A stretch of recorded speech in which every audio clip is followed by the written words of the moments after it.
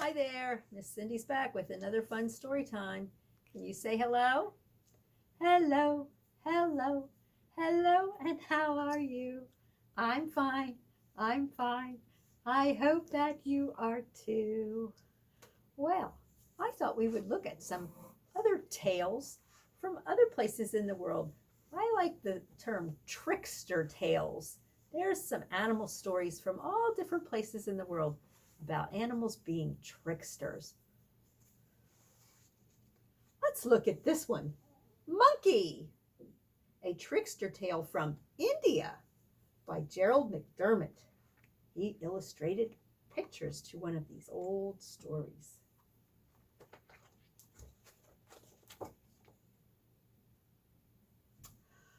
Monkey, chattering monkey. He lived high in a tree on the banks of the wide flowing river.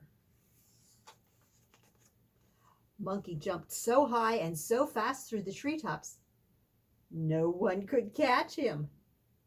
But catching Monkey was exactly what Crocodile wanted to do.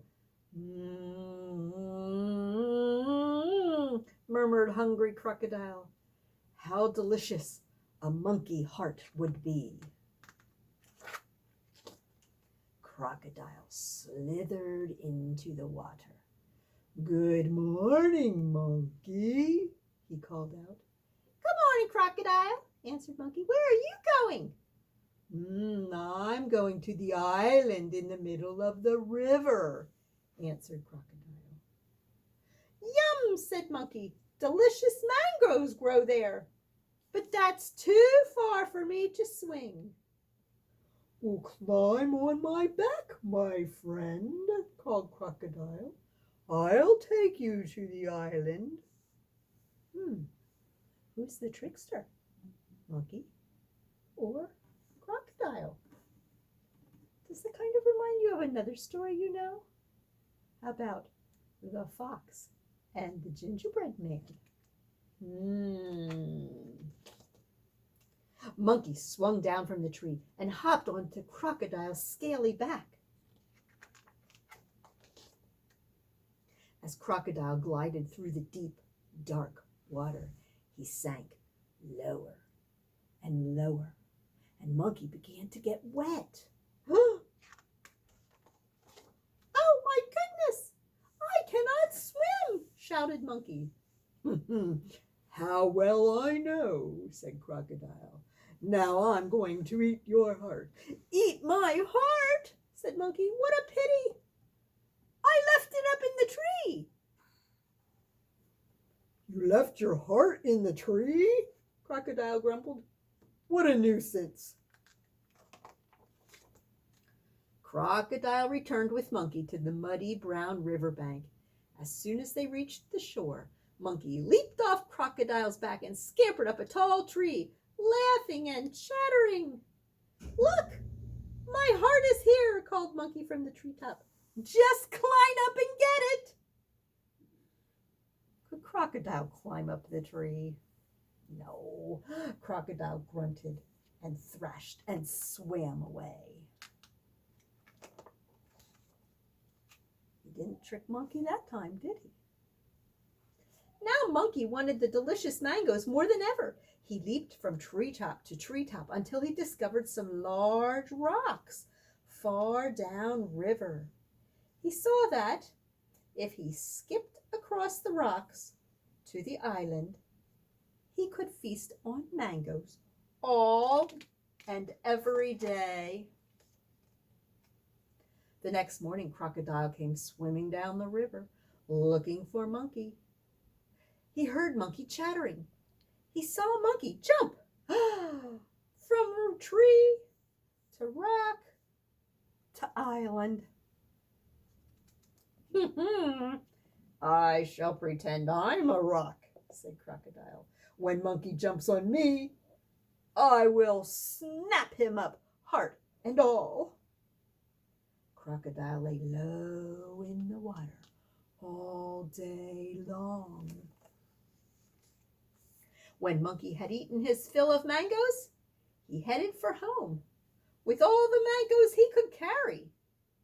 He jumped off the island onto a rock in the river. He was about to jump onto another rock, but something was wrong. Monkey looked closer.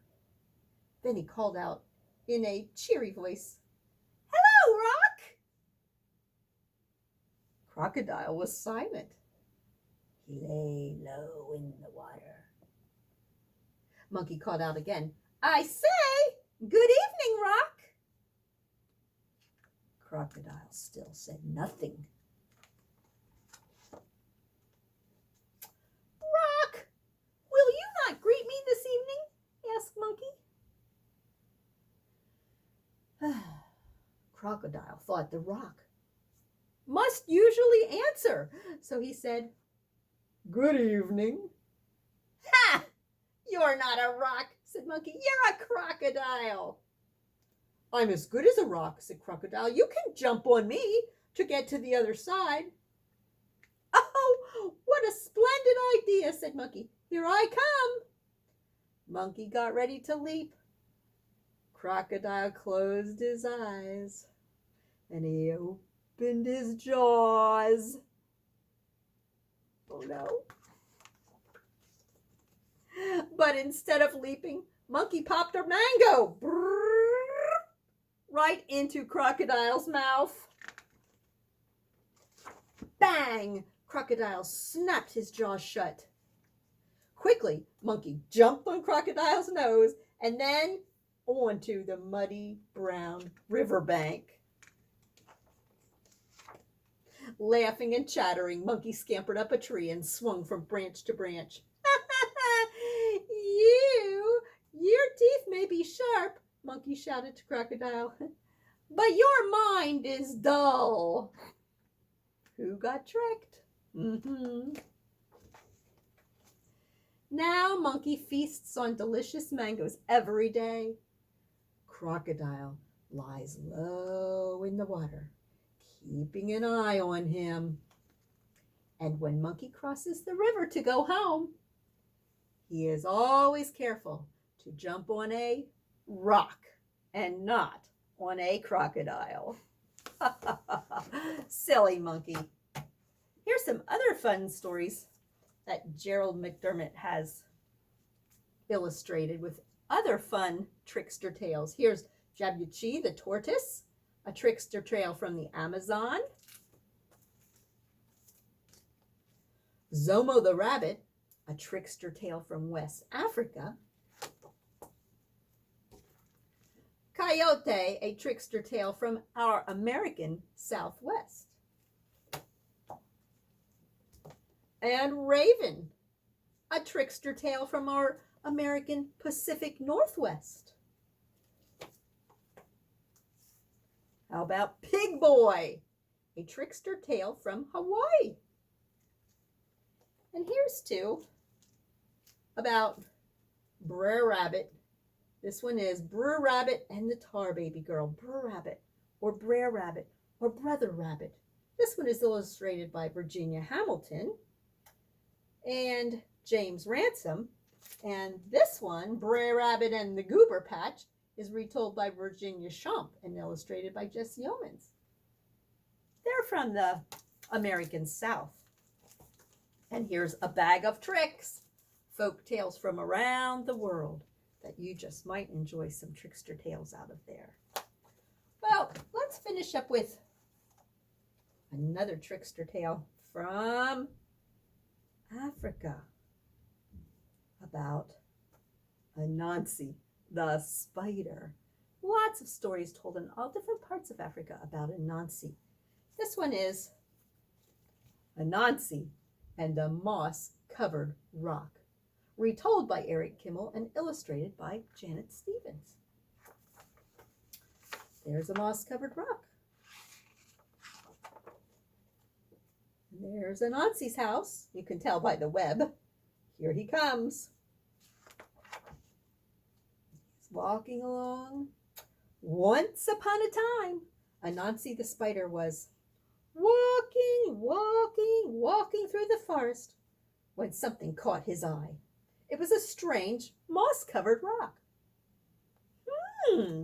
How interesting, Anansi said. Isn't this a strange moss-covered rock? Boom! Everything went black. Down fell Anansi, senseless. An hour later, Anansi woke up. His head was spinning. He wondered what had happened. Let's see. I was walking along the path when something caught my eye. I stopped and I said, "Isn't this a strange moss-covered rock?" Kaboom! Down fell Anansi again. But this time, when he woke up an hour later, he realized what was happening. "Aha," said Anansi. "This is a magic rock. Whenever anyone comes along and says the magic words, isn't that a strange down he goes."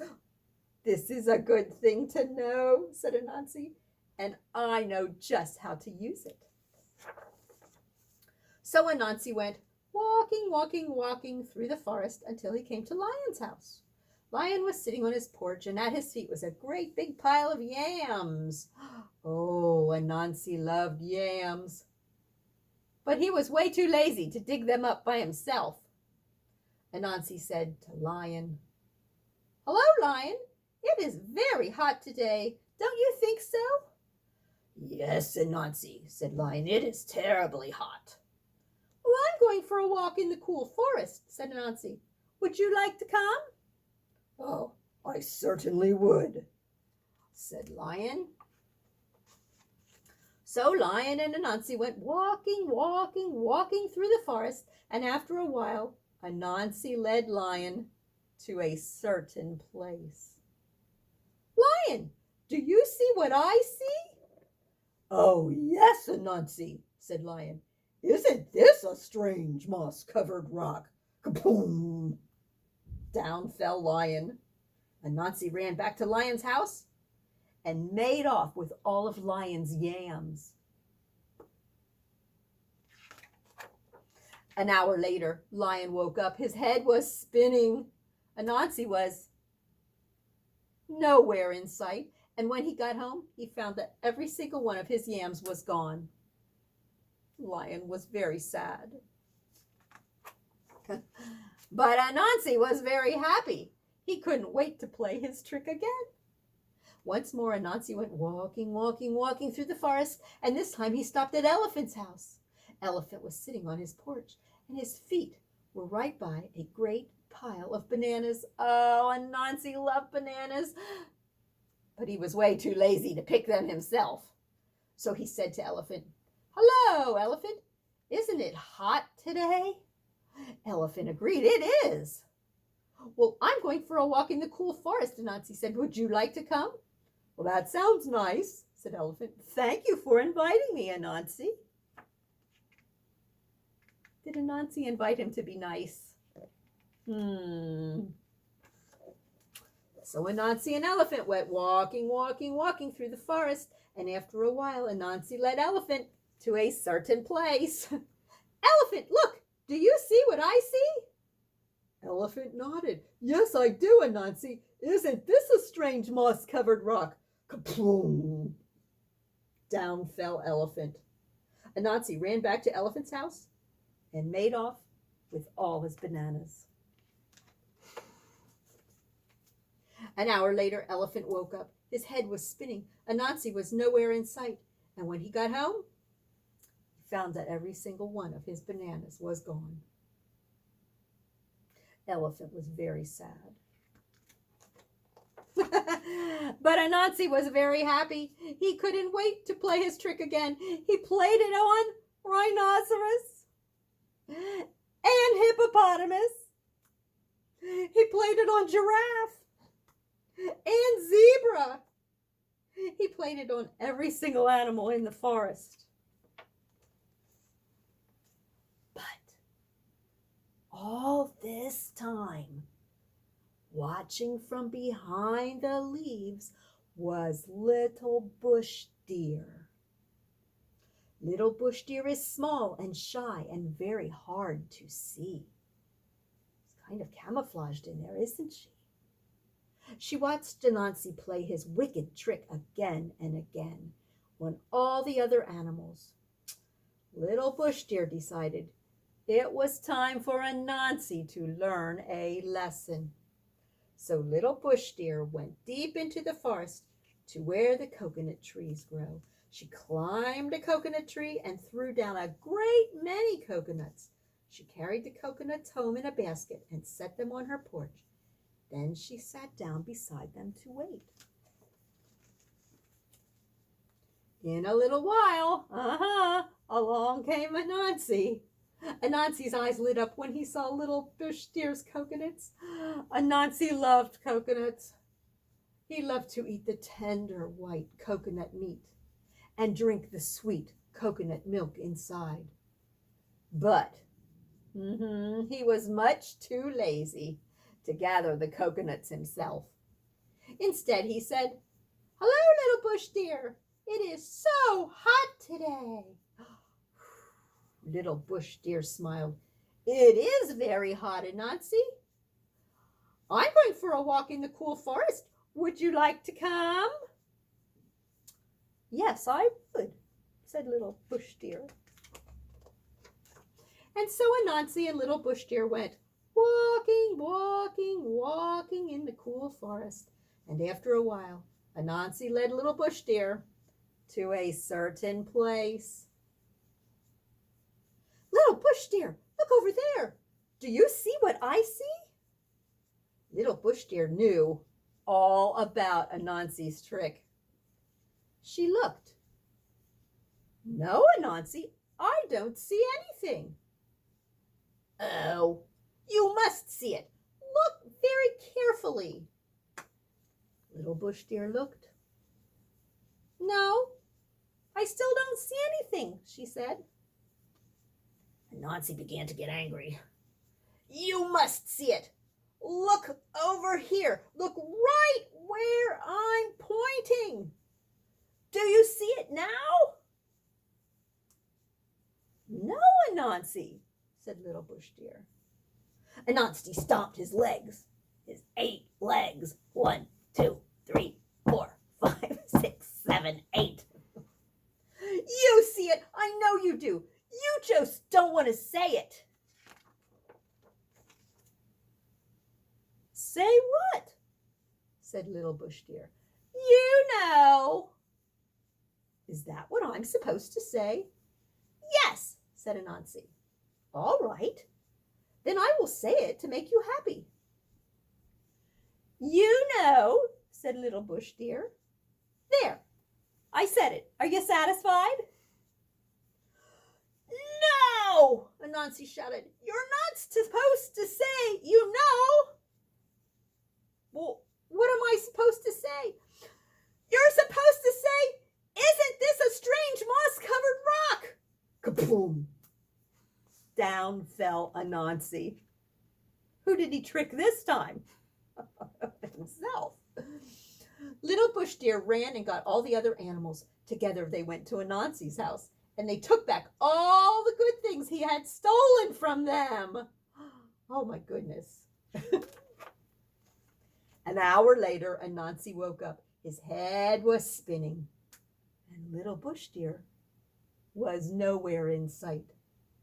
And when he got home, he found his house as empty as it was before.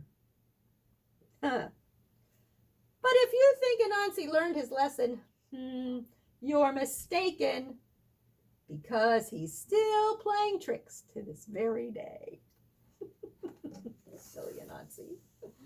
Eric Kimmel has done some other retellings of Anansi and the Talking Melon,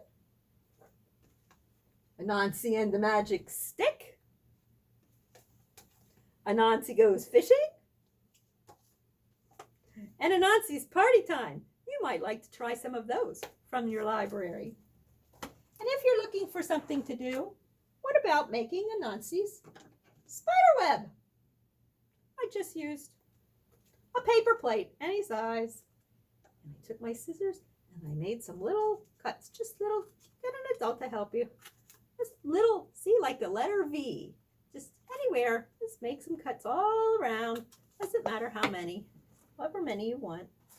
And then you can draw an Anansi with markers or crayons, or you can make a spider out of pom-poms or an egg carton, whatever you'd like to put on your web. You need a piece of yarn or string, and you just go around and around wherever you want to go. Try different holes. If you run out of string, you can always just tie another piece on and keep going around until you have as much spider web as you want. There's a Nazi spider web. You could have fun making that. Well, it's time for me to go again. Can we say goodbye? See you later, alligator. After a while, crocodile. Give a hug, ladybug. Blow a kiss, jellyfish. See you soon, you big raccoon. Out the door, dinosaur. Take care, polar bear. Wave goodbye, butterfly. See you next week.